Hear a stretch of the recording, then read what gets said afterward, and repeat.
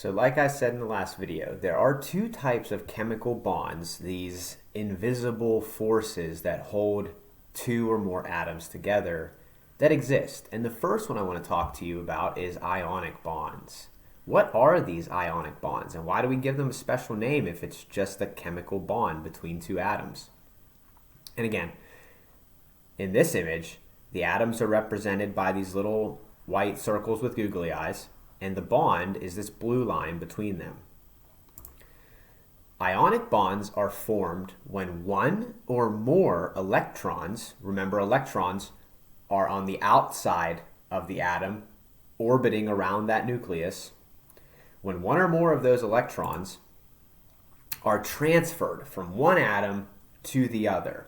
So if I had an atom of hydrogen and an atom of oxygen, this oxygen would take an electron from hydrogen over to itself. Now, these two atoms are bonded to each other via that 1 or 2 or 3 or 4, however many electrons it was, that oxygen stole from hydrogen. All right. Now, my electron numbers are not accurate there because each of those atoms will have a different number of electrons. But you understand my point is that it's this transfer of an electron from one atom to another that creates an ionic bond.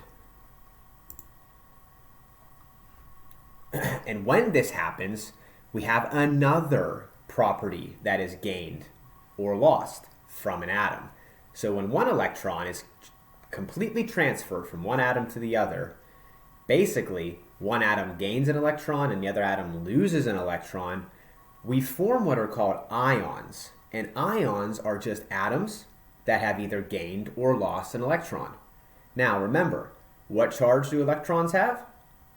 Negative. So, if my atom that's going to lose an electron, if my atom has a negative charge and loses an electron, now it's going to either have a neutral or a positive charge. Okay? Conversely, if I have an atom that has a positive charge, or I'm sorry, hang on, getting myself confused here. Yes, if I have an atom that has a positive charge and that atom takes an electron from another atom, now it's either going to have a negative or a neutral charge. Okay? When an atom has a charge, positive or negative, it becomes an ion.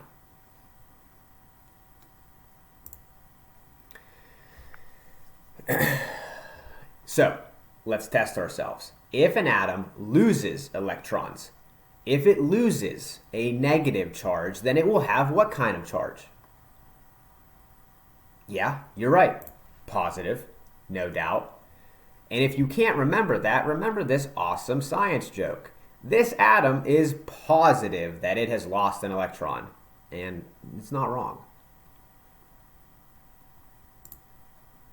If an atom gains electrons, then it will have what kind of charge? If an atom gains a negatively charged electron, what kind of charge is that atom going to have?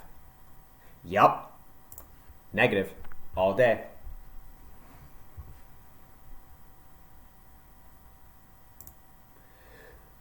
Now remember, how are ionic bonds formed? Ionic bonds are formed by the complete transfer of an electron from this atom to this atom, okay? So this atom is going to lose an electron because this one is taking it. And that forms an ionic bond between the two.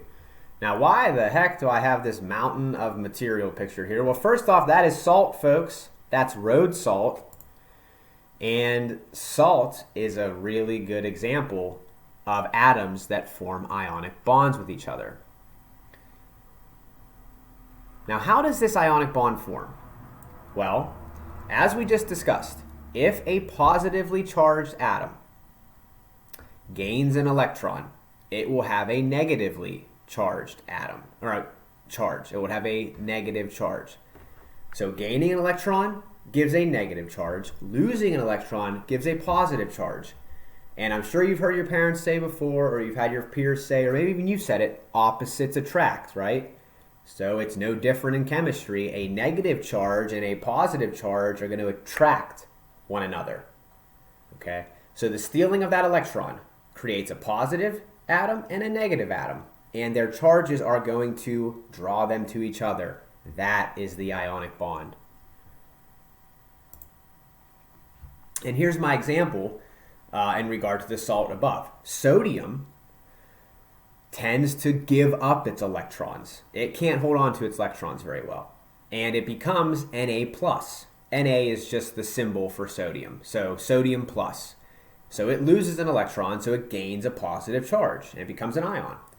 Chlorine tends to be the one stealing the electron. So if chlorine is gaining an electron, it's going to become negatively charged and be a negatively charged ion. Then you have a positive sodium and a negative chlorine, and they're going to be what? Yeah, drawn to each other and form an ionic bond. Sodium chloride is a type of salt. Okay, that's why I have salt pictured here.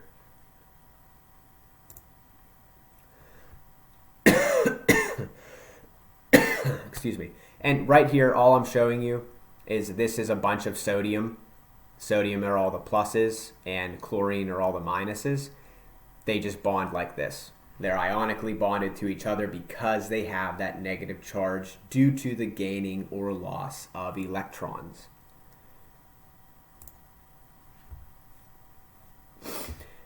And lastly, the attraction between oppositely charged ions is an ionic bond.